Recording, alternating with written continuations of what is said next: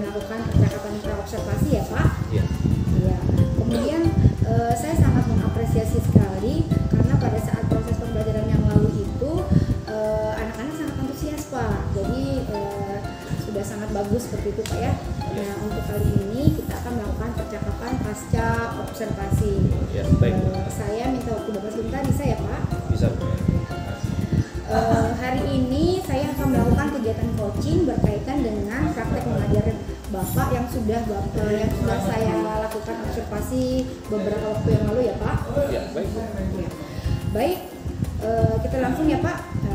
Dari obrolan kita hari ini, apa yang Bapak harapkan? Yang saya harapkan mungkin perbaikan dari cara mengajar saya.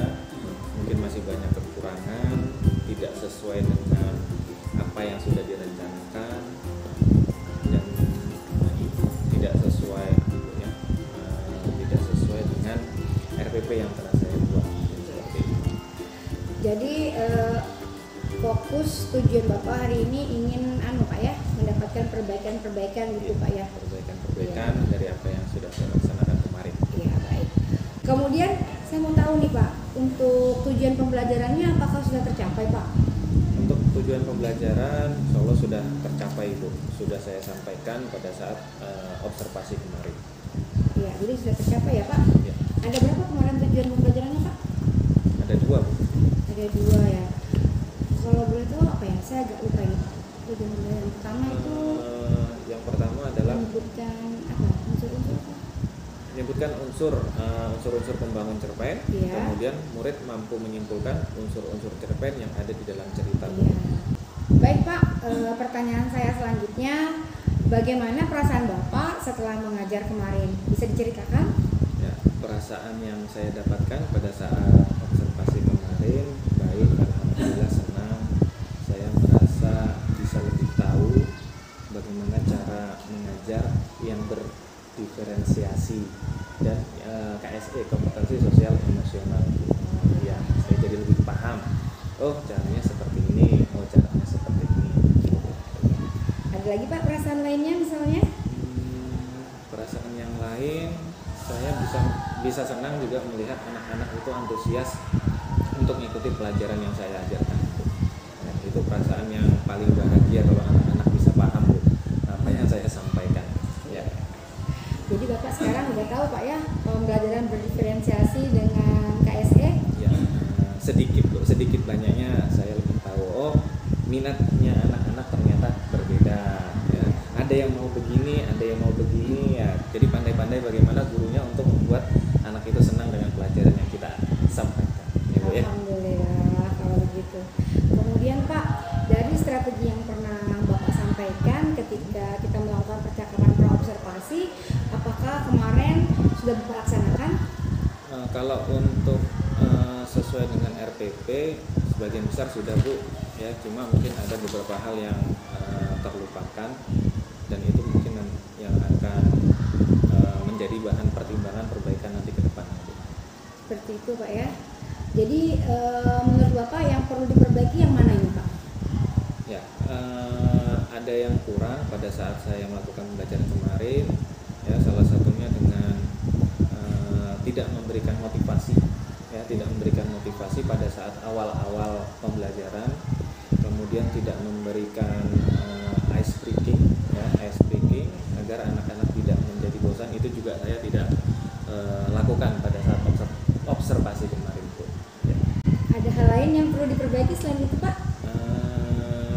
Mungkin durasi Bu, waktu ya, waktu karena kita kemarin pakai berkelompok ya, mungkin itu yang akan makan waktu yang lama ya, mungkin jadi butuh waktu yang lama mungkin. Kalau untuk satu pertemuan mungkin tidak cukup, mungkin ya sampai 2 pertemuan lah. Jadi pada saat proses pembelajaran itu murid-murid Bapak seperti apa? Kemarin alhamdulillah pada saat pembelajaran anak-anak antusias ya, dia paham apa yang saya sampaikan karena kan memang sebelumnya saya sudah menyampaikan materi pada minggu sebelumnya. Iya. Jadi alhamdulillah anak-anak itu tinggal tinggal diarahkan saja oh begini ya. Mungkin itu saja. Itu aja. Ya. Kemudian dari proses pembelajaran yang kemarin Bapak lakukan itu, apakah semua siswa atau semua murid itu sudah memahami apa yang Bapak sampaikan? Kalau konsep memahami mungkin ada sebagian besar memahami, cuma ada juga yang kurang memahami.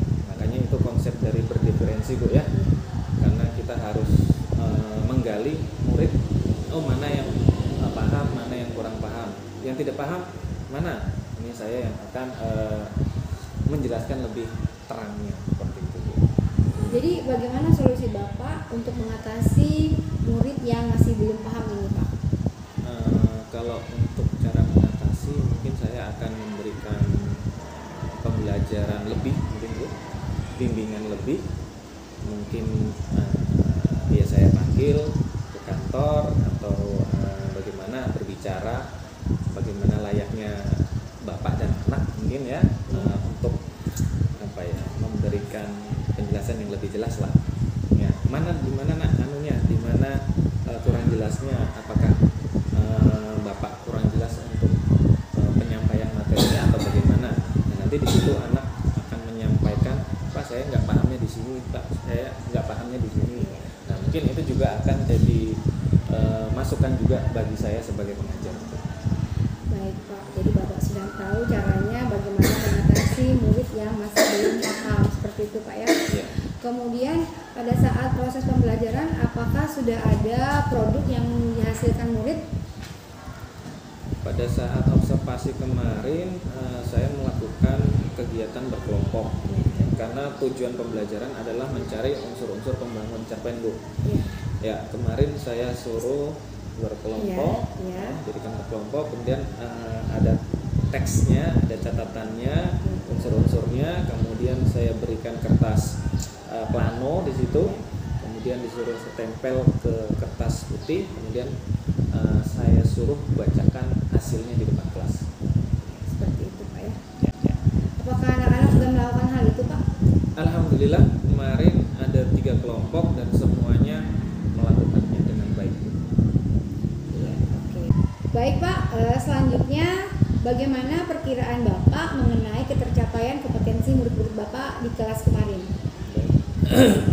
Untuk ketercapaian pada saat observasi kemarin, alhamdulillah mungkin kalau dikatakan tercapai itu 90% mungkin tercapai Bu. Ya, sebagian anak-anak itu bisa paham apa yang saya sampaikan, anak-anak bisa paham, oh ini unsur-unsur pembangun cerpennya apa saja. Nah yang 10% itu mungkin masih kurang paham, mungkin pada saat materi sebelumnya dia tidak turun atau tidak hadir, jadi dia kurang paham apa yang saya sampaikan. Tapi secara keseluruhan alhamdulillah anak-anak itu bisa mengerti, sehingga apa yang mau saya capai itu tersampaikan. Ya, mungkin begitu. Berarti masih ada murid yang masih kurang memahami Pak ya? Ya, ada mungkin sekitar 10% lah anak-anak yang masih kurang paham. Bagaimana cara Bapak mengatasi anak-anak yang masih belum paham ini Pak, yang kurang paham ini? Yang saya lakukan pada saat itu adalah karena kan bentuknya kelompok Bu, ya, bentuknya kelompok. Jadi di setiap kelompok itu anak yang belum paham, mungkin teman yang paham itu bisa memberikan pemahaman terlebih dahulu. Jadi memberikan pancingan. Saya tidak langsung memberikan penjelasan, tapi mencoba temannya untuk memberikan masukan pemahaman tutor sebaya lah seperti itu Bu. Nah kalau misalkan teman yang tadinya itu paham sudah kemampuannya seperti itu, nah jadi saya akan memberikan masukan tambahan di kelompok tersebut. Tapi alhamdulillah anak-anak yang kurang paham tersebut ya sedikitnya bisa memahami materi pada saat saya sampaikan kemarin.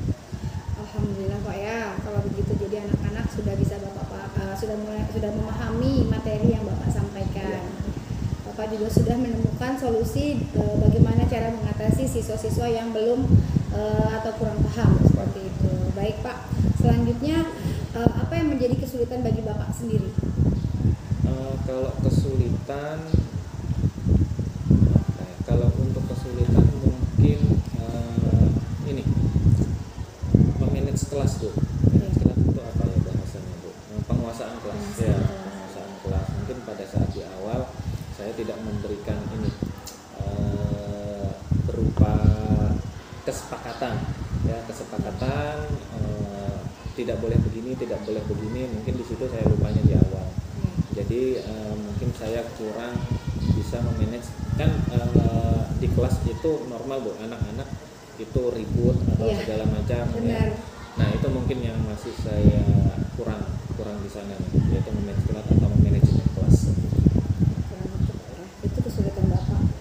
Kemudian selanjutnya Pak, untuk daya dukungnya Pak, siapa saja yang akan Bapak libatkan agar rencana-rencana Bapak ini akan berhasil?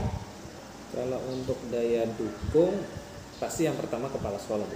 Ya, pasti pertama kepala sekolah, kemudian rekan-rekan guru ya, rekan-rekan guru yang bisa membantu